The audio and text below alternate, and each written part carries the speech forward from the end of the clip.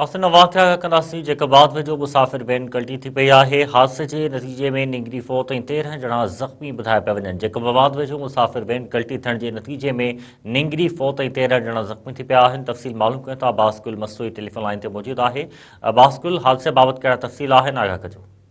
जी बिल्कुलु, जैकबाबाद खां सखर वेंदड़ मुसाफ़िर जेको वेन आहे उहा कोटा कराची क़ौमी शाह वटि कल्टी थी आबाद थाणे जी हद ॿुधाई थी वञे।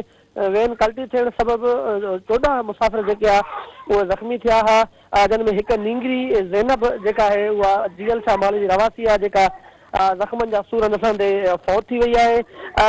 बाक़ाया जेके ज़ख़्मी आहिनि उन्हनि जो जेको इलाजु आहे उहो सरकारी अस्पताल में जारी आहे, जिन मां हिकु औरत ऐं 2 ॼणनि खे जेको आहे ॻणती जोगी हालत में लाड़काने अस्पताल मुंतक़िल कयो वियो आहे। ॿिए पासे जीअं ई ज़ख़्मियुनि खे एमरजेंसी सेंटर में आंदो वियो त उते डॉक्टर मौजूदु कोन हुया, दवाउनि जी सहूलियत मौजूदु कोन हुई, ज़ख़्मी तड़पंदा रहिया। ऐं ज़ख़्मियुनि सां गॾु जेके माण्हू हुया उन्हनि जा वारस हुया, उन्हनि एहतिजाज बि कयो। उन्हनि जो चवणु हो त हिन अस्पताल में सिरिंज बि जेका आहे उहा असां ॿाहिरों वठी रहिया आहियूं, सख़्तु जेका आहे तकलीफ़ खे मुंहुं ॾेई रहिया आहियूं। हुन इंतिज़ामिया खां नोटिस वठण जो मुतालबो बि कयो आहे। जी अब्बास गुल मस्तूई, महिरबानी तफ़सील ॾियण जे लाइ।